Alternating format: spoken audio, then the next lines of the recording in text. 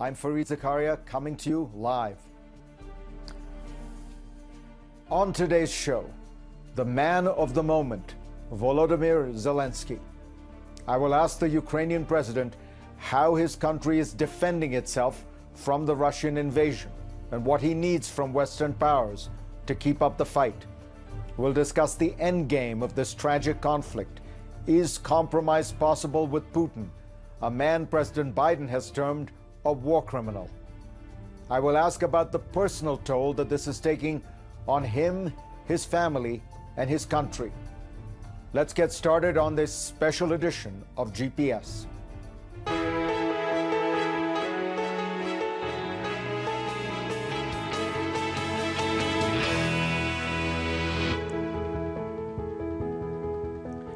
It has been nearly a month since Russia invaded Ukraine, and the Institute for the Study of War put out an assessment yesterday that said Ukrainian forces have defeated Russia's initial campaign in the war.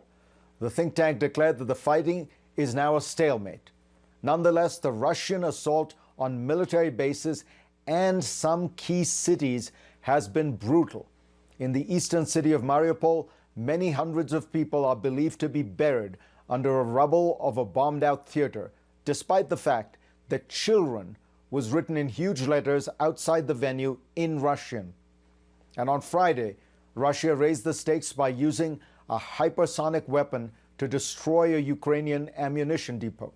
Meanwhile, the Ukrainian military, along with ordinary citizens and foreign fighters, continues to put up a fierce fight against Putin's invaders. My guest for this hour today is Ukraine's President, Volodymyr Zelensky. President Zelensky, welcome to the show. Вітаю. Greetings to you all. Thank you very much for the opportunity to speak with you. President Biden has called Vladimir Putin a war criminal. And yet, you have called for negotiations with him. Will it be hard, will it be painful for you to have to sit down with Putin were he to agree and negotiate with him? Я готовий до перемовин. I am ready for negotiations with him. I was ready over the last 2 years. And I think that without negotiations, we cannot end this war. I think that all the people who think that this dialogue is shallow and that it is not going to resolve anything, they just don't understand that this is very valuable. If there is just 1% chance for us to stop this war, I think that we need to take this chance. We need to do that. I can tell you about the result of these negotiations. In any case, we're losing people on a daily basis, innocent people on the ground. Russian forces have come to exterminate us, to kill us. And we have demonstrated the dignity of our people and our army, that we are able to deal a powerful blow. We are able to strike back. But unfortunately, our dignity is not going to preserve the lives. So I think that we have to use any format, any chance in order to have a possibility of negotiating, the possibility of talking to Putin. But if these attempts fail, that would mean that this is a third world war. You know the Russian demands. They want you to recognize that Crimea is part of Russia, that the two republics in the Donbass are independent republics. They want a guarantee, perhaps in the Ukrainian constitution, that Ukraine will never be a member of NATO. Are you willing to make those compromises? There are compromises for which we cannot be ready as an independent state. Any compromises related to our territorial integrity and our sovereignty, and the Ukrainian people have spoken about it. They have not greeted Russian soldiers with a bunch of flowers. They have greeted them with bravery, They have greeted them with weapons in their hands. So forcibly, you cannot make yourself a friend. You cannot curry favor with the citizens of another country forcibly. You cannot just make a president of another country to recognize anything by the use of force. So everything that they are doing is not just about politics. It's about reality. They have made their way to Kherson region, but people are feeling hatred towards them, animosity, and people will continue to kill Russians because Russians have killed their children. You cannot reverse this situation anymore. So you cannot just demand from Ukraine to recognize some territories as independent republics. These compromises are simply wrong. I cannot recognize, firstly, as a president, secondly, as a citizen, and thirdly, you cannot force people to love the enemy. That's impossible. What you can do is to make a pause and just decide on how we are going to live further on. What has to be done in order to put an end to the war, to prevent further wars, and how to find an approach to these territories which are temporarily occupied. This is a very difficult matter because part of these territories were occupied 8 years ago. And during entire period of 8 years, they have been brainwashing people and children on whom they are. They've been telling them that they have preserved their lives. They have been telling lies that Ukrainians are fascists. They have been filling their heads with lies for many years. And it's very difficult because of that to find understanding. You definitely understand me what information policies mean. Therefore, we have to come up with a model where Ukraine will not lose its sovereignty, its territorial integrity. We cannot concede to it. But still, we have to find a model of understanding to prevent further wars between our territories that we control and temporary occupied territories. So whatever the discussions that we have in our negotiating delegations, I think that it's just the two of us, me and Putin, who can make an agreement on this. The second story is related to ultimatums that cannot be there, emanating from one country to another country. I mean, in general and concretely in terms of Russia's ultimatums to Ukraine. And there cannot be any ultimatums from any country whatsoever to another country, regardless of the army it has, regardless of the finance, regardless of the size of the economy, because it's international law. It's about respect to the sovereignty of each country. Therefore, dialogue is the only way out. It is through dialogue that we have to resolve the matter of security guarantees for Ukraine. We do not want to give any country a possibility to attack us. Today, it's the Russian Federation. Hopefully, any other country will not be willing to attack Ukraine's independence. But still, you can see that Belarus launched rockets against Ukraine at the very beginning. Therefore, that's a matter on the table right now. Therefore, NATO could be a source of guarantees for Ukraine, but we are not accepted as a member of NATO. So Ukraine has to seek for other security guarantees from individual countries. That could be NATO members. And that is what we are proposing. A number of leaders of the world's countries could be a source of guarantees for Ukraine. They could be part of this circle of powerful countries. That is what we can talk about, security guarantees for Ukraine. Next on GPS, I'll ask Zelensky about his quest for NATO membership and, frankly, whether giving it up sooner could have averted war. Back in a moment. You know, you have said recently that Ukraine perhaps will not be a member of NATO. You have admitted that. Could that concession, there are people who ask, could that concession, had you made it clearly and loudly earlier, could that have prevented this war? Фарід, дивіться, я Well, Fried, here's the deal. I spoke about what NATO members told me. So if we do not have leaders of the countries to put them in a position where they have to answer questions from citizens of their countries, that has to be a very long-term matter. I made a point that the war in Ukraine has been lasting for 8 years. It's not just some special military operation. So if Russia continues to take soundings, testing the ground, and if they do not see any kind of response from the West, they will continue to advance. I have been talking about this from the very first day of my presidency. I did not talk about this in public because I didn't want to give them the possibility to reinforce their position. Now the whole world is seeing that our army is strong. But the leaders of world countries, all leaders, most leaders of NATO and European Union were well aware of my position.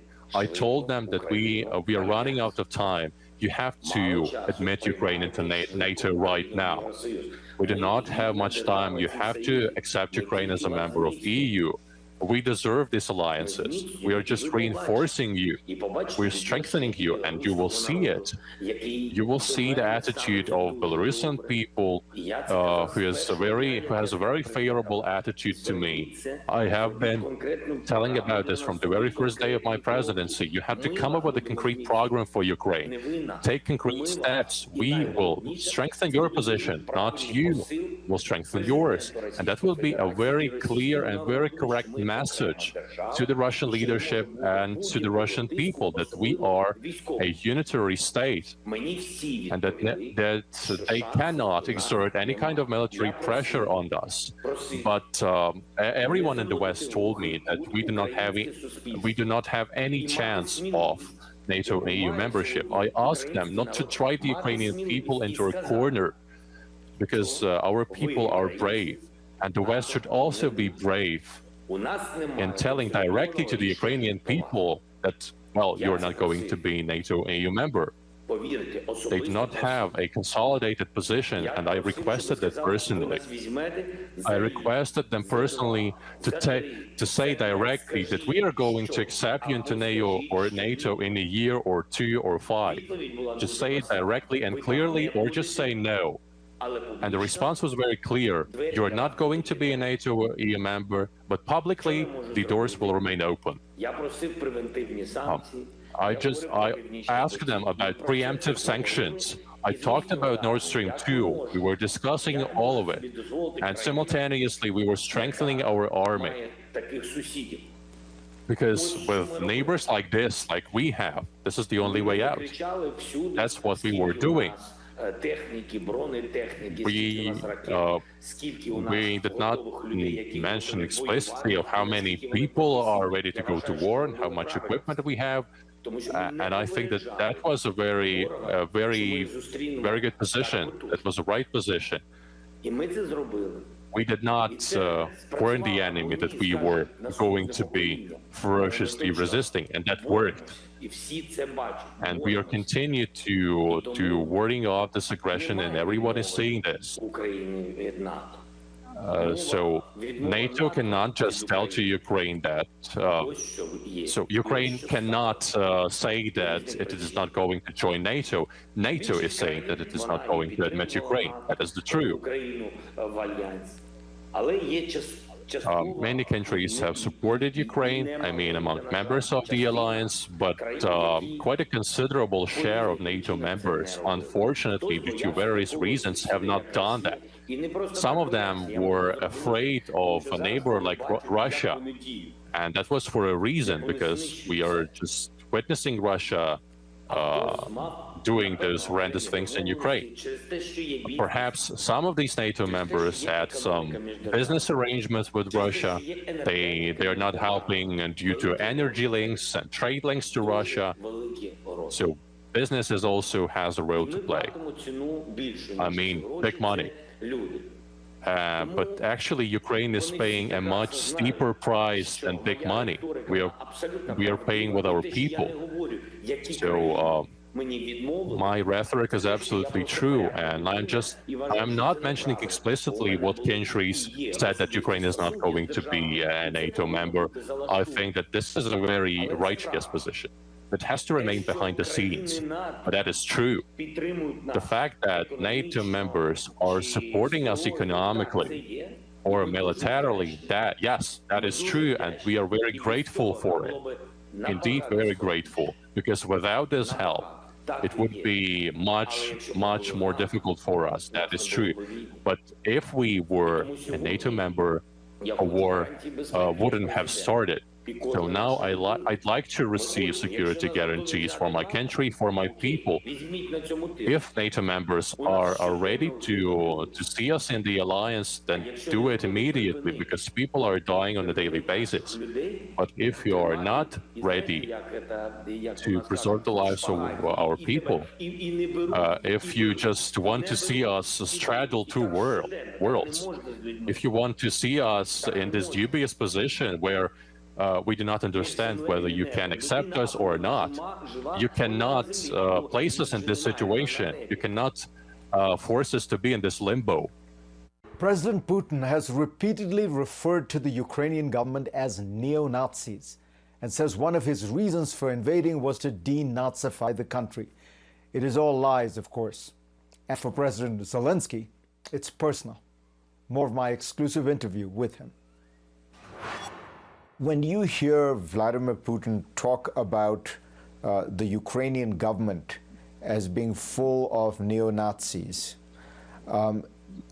as somebody who is of Jewish descent, how do you react to those statements? Well, there are rare occasions when I smile and when I laugh. And for me to hear it, it's as if something similar to a joke. I cannot take this statement seriously. So, upon hearing the situation, hearing the statements at first, you just think to yourself that this person has been in the leadership position for so many years, and this person is supposed to have a very clear understanding of what Ukrainian people are because of the Soviet legacy.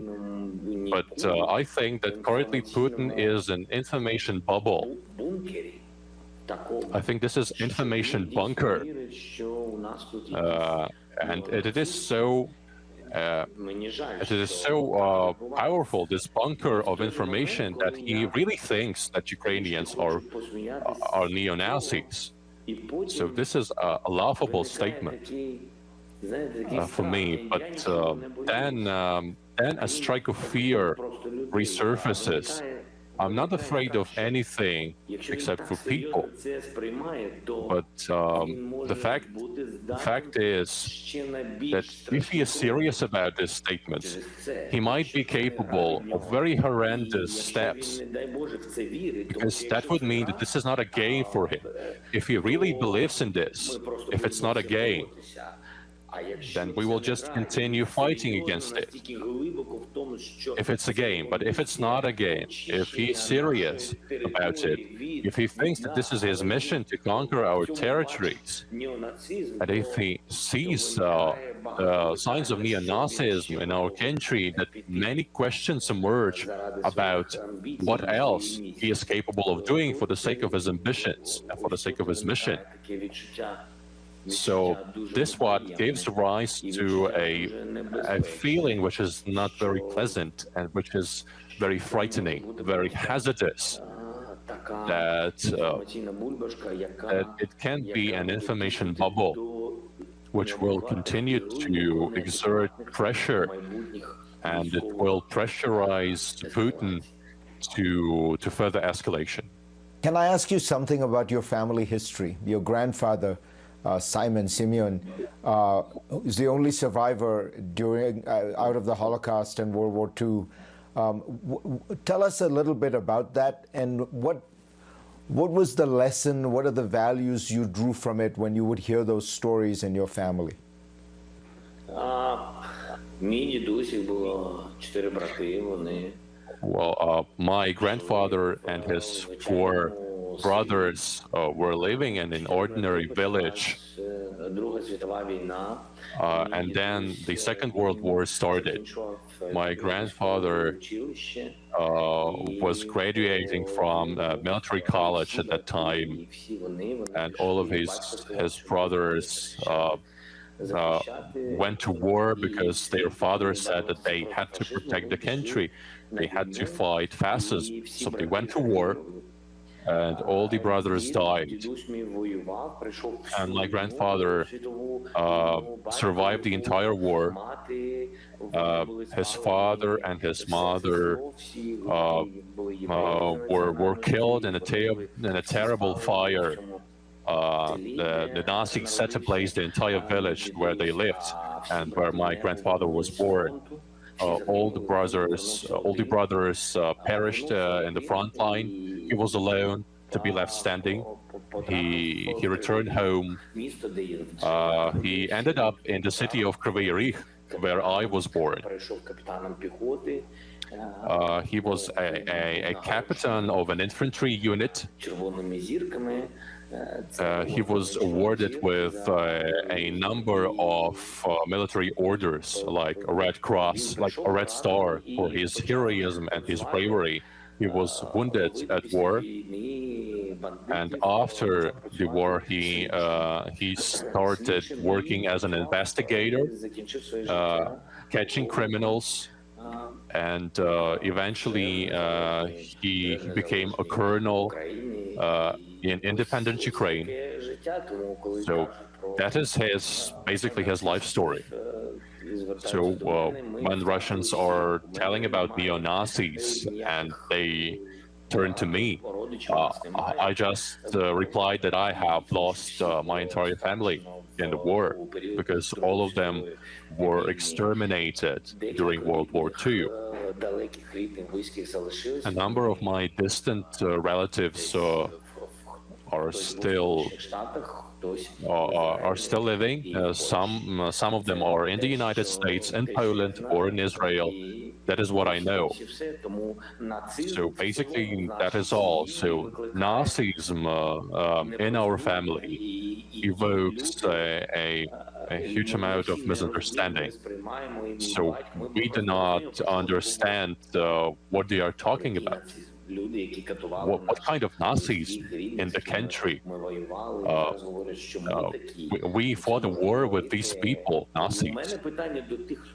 So I have a question to those who are raising this topic of Nazism in the Russian Federation. I'd like to hear from them in what front lines did their grandfathers fight? What countries their grandfathers liberated, how their grandfathers fought the Nazi Germany. I have this question to them. When some politicians in the Russian Federation are raising this topic of neo-Nazism, Nazism, and fascism related to me, I have a question that, well, my biography is open, and everyone is well aware about my biography. You can find facts about my family and open sources. But what about the relatives of Russians? I do not know about anything about their relatives of Russians who fought in the Second World War, who was talking about neo-Nazis. The entire territory of Ukraine was occupied. The Nazi regime occupied the entire territory of Ukraine. And Ukraine fought against Nazis. And by the way, if I'm not mistaken, for more than 70 days, Kiev resisted the offensive of Nazis. It fought the way it is fighting now. It has always been fighting. For many days, it was repelling the attacks. It was a great battle. many people were dead, but they continued their resistance. And I know many people in Russia who were occupied and who struggled against the Hitler's regime. But Kyiv was occupied, and Moscow was not. For you cannot say, they cannot just say about their feelings that Ukraine is a betrayer or that we are neo-Nazis, because Russians are acting in the same manner as neo-Nazis at the moment. If you take a look at the history, at scientific materials, you can just look at what Nazis did. They blockaded Kiev, they blockaded other cities to prevent the supplies of water and food, and this is exactly what Russians are doing now. This is what they are doing in Mariupol. They are just going to the city saying that everything is going to be all right, and that this is Russian territory. They're just claiming it, so their methods have remained unchanged. And the fact is that they are betraying the history of their own homeland, because what we are having now in Mariupol, in Kyiv, they had the same in Leningrad, which is now St. Petersburg, formerly known as Leningrad. Everyone knows how many people died during the blockade of Leningrad. These people did not have enough food and water, and this is exactly what is happening in Ukraine. So who is the Nazi? President Zelensky has said he believes that he is Russia's #1 target, and their number two target, Zelensky says, is his wife and 2 young children. I wanted to understand how this war was affecting all of them. Just personally, how are you holding up? Nothing in your professional life has prepared you for this extraordinary ordeal you're going through. How are you handling it just personally? Well, you know, I'm doing just everything that everyone else in Ukraine is doing. We have made up our team to defend our country. So it seems to me that a person does not need to turn into anyone else. That is important when you can be just yourself.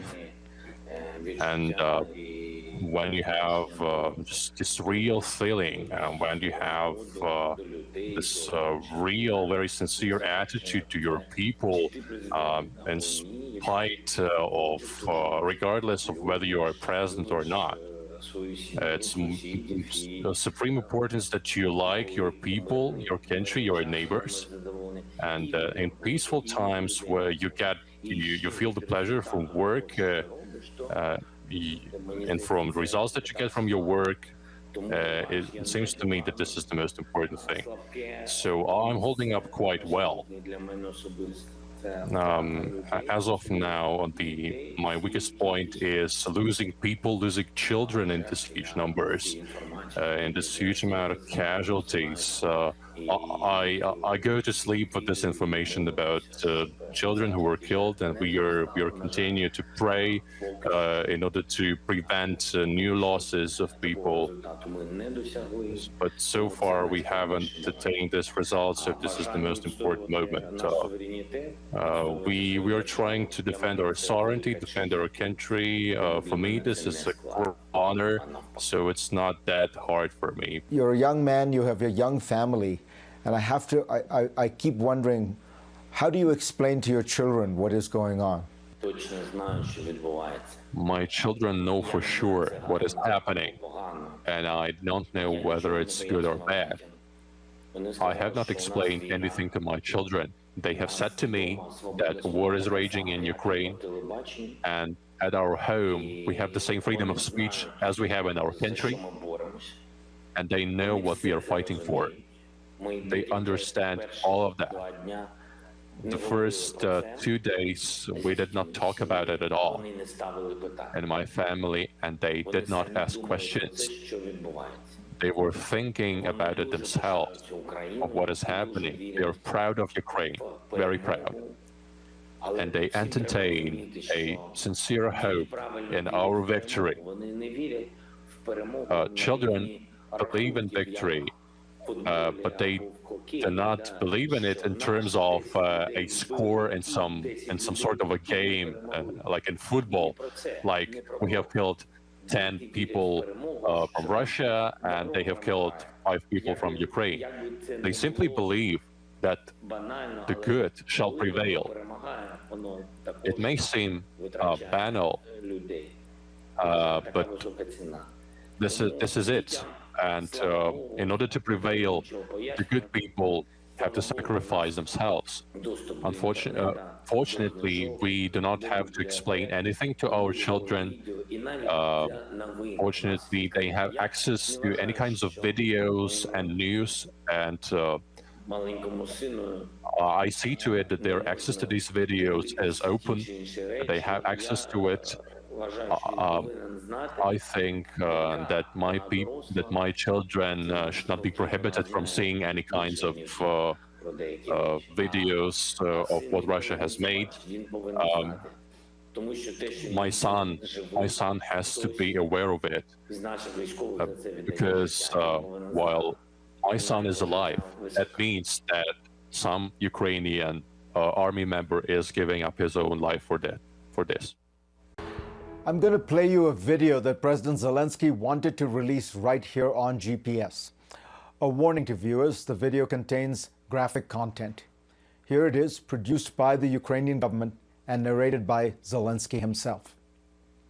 Was a simple verb, merely a part of speech used in everyday life.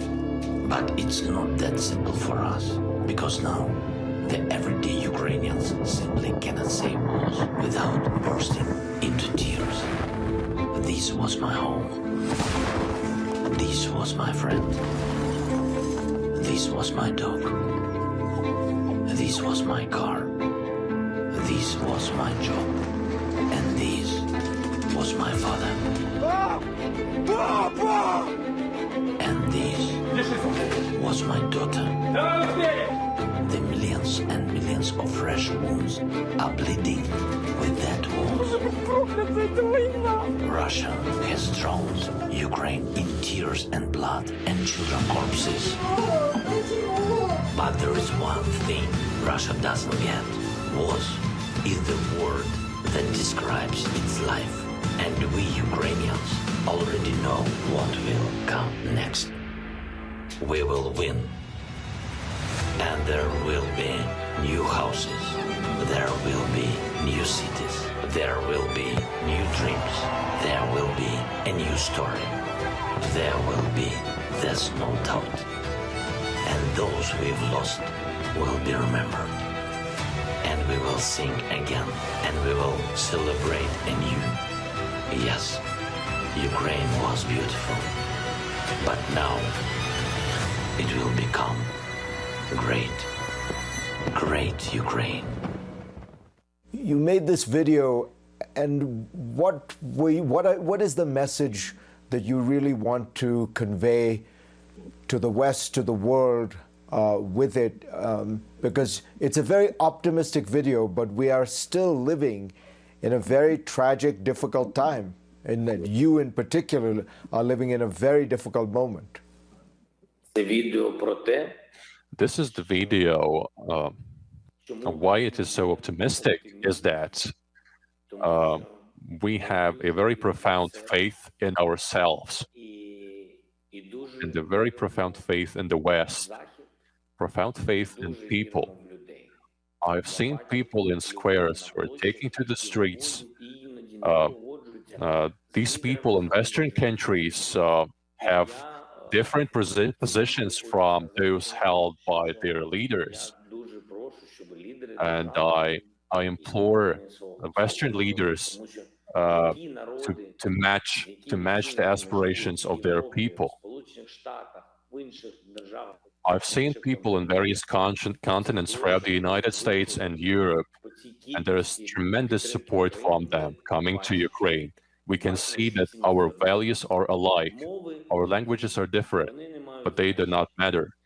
Our religions, our faiths are different, and every person has a choice in terms of religions and faith, but our values are common, are shared. There are a lot of positive moments in this video. There is reality. There's also a positive attitude and faith, my personal faith in the fact that people throughout the planet have shared values. It's not simply about to give us help or save our souls, but about the fact that we have to be united. We are fighting for our freedom, for our lives. Unfortunately, we have to fight for our lives at the expense of another lives. We have to earn a life for the entire civilization, and in order to make this happen, we are giving up our own lives. This is not right. So we have to unite. We have to unite in our energy. We have to be united because that means that salvation is there. Mr. President, it's a pleasure to talk to you. It's an honor to have had you on this program. Please stay safe. Thank you, sir. Дякую. Дякую. Thank you. Thank you very much, Reed.